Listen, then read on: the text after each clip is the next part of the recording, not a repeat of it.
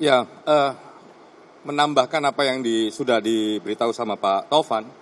Yang pertama, karena kita memang melakukan proses pemantauan dan penyelidikan ini, beberapa temuan kami selama proses itu juga kami uji ke Pak Sambo. Yang pertama adalah soal constraint waktu.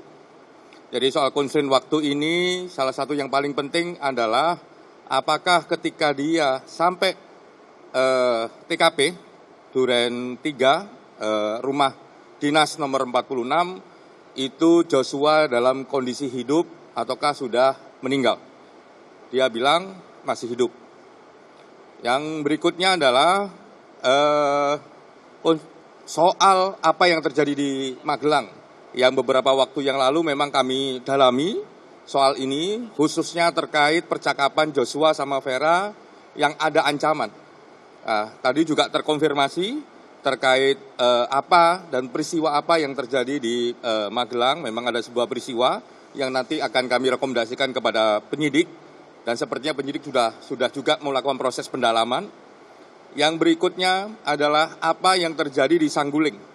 Jadi kita punya waktu di Sangguling itu ada satu peristiwa yang kalau dalam rekaman video yang kami dapatkan, dalam rekaman raw material yang kami dapatkan lebih dari kurang lebih 1 jam gitu ya, yang itu yang kita juga tadi tanyakan apa yang terjadi dalam peristiwa itu. Ternyata memang ada komunikasi ya antara Pak Sambo dengan Bu Sambo sehingga memang sangat mempengaruhi peristiwa yang ada di TKP 46.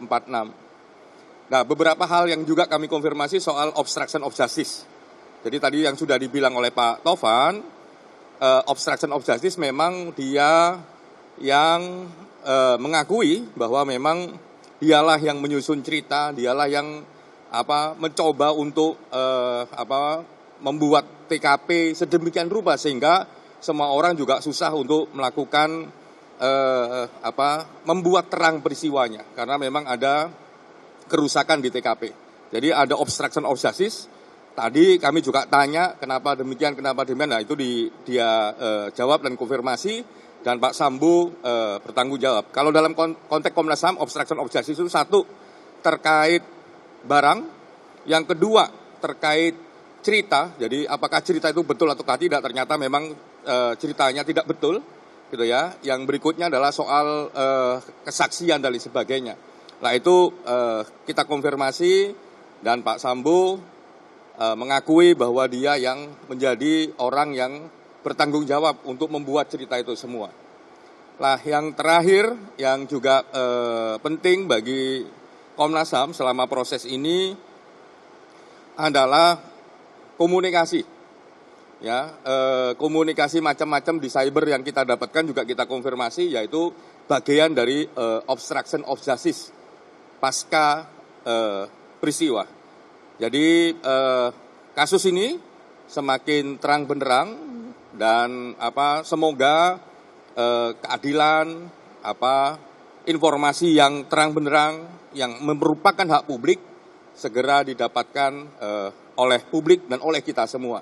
Sehingga proses penegakan hukum semakin lama semakin bisa cepat dan kita bisa mendapatkan proses pengadilan yang bisa diakses oleh semuanya. Mungkin itu. Terima kasih, Pak Vika. Ya,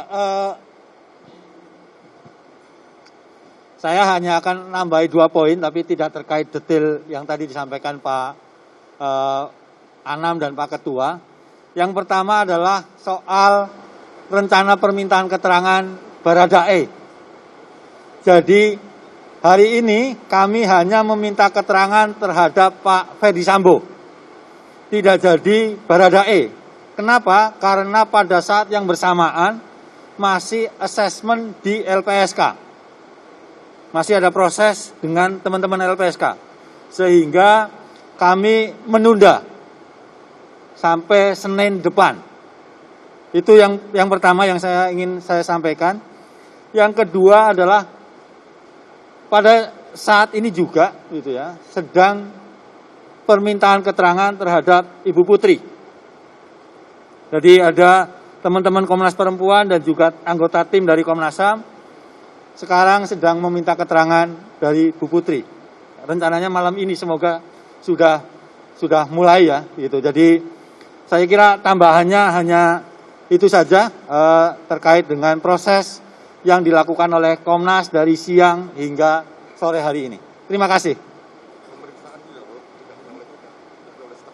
Oh ya, ya jadi tambahan aja. Jadi ketika meminta keterangan Pak Ferdi Sambo, tidak hanya kami begitu, tapi juga ada anggota tim staf Komnas yang ikut kemudian memastikan materi-materi pemeriksaan ini bisa lancar begitu disampaikan ke Pak Ferdi Sambo, dan Pak Ferdi Sambo juga responnya juga lancar juga begitu, dan kemudian sehingga prosesnya lumayan ya cepat lah ya, lumayan cepat karena memang secara umum konteks peristiwanya kan sudah ketahuan semua begitu. Saya kira itu ya. Terima kasih.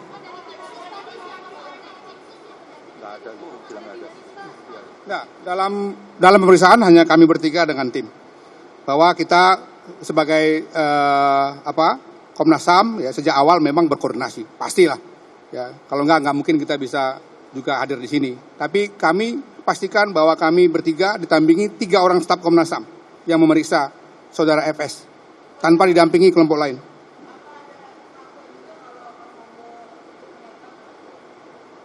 Ya itu saya kira biarlah penyidik yang menjawab ya. Yang penting dia tadi sudah menyampaikan semua hal yang dia katakan inilah sebetulnya peristiwa sebenarnya. Poin utamanya dia aktor utamanya.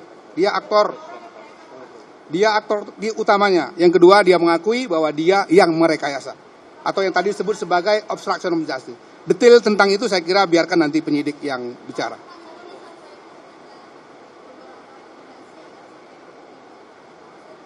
Ya, nanti kurang lebih ini setelah ini kami masih ada olah TKP, ada pemeriksaan Ibu PC, ada pemeriksaan Baradae. Setelah itu kita akan menyusun laporan, yang dalam laporan itu tentu akan ada rekomendasi yang segera akan kami sampaikan kepada pihak Mabes Polri dan tentu saja kepada pihak pemerintah sebagaimana amanat Undang-Undang 39/1999 di mana Komnas HAM dalam penyidikan pemantauannya harus membuat laporan kepada Presiden, kepada DPR RI, dan tentu saja juga kepada pihak terkait di sini, Polri.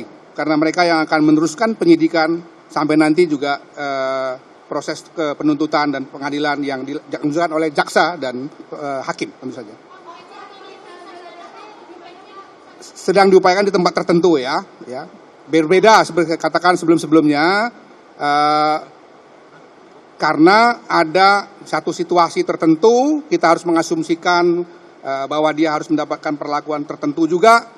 Kita sedang berupaya untuk mencari tempat yang membuat dia lebih leluasa ya untuk menyampaikan apa yang dia tahu, apa yang dia alami dan dia rasakan. Oke ya? Gimana?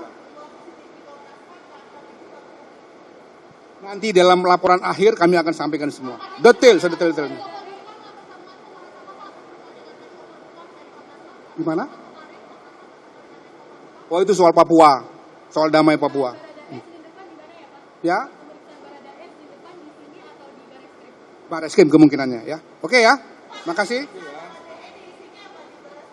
Apa? Makasih ya.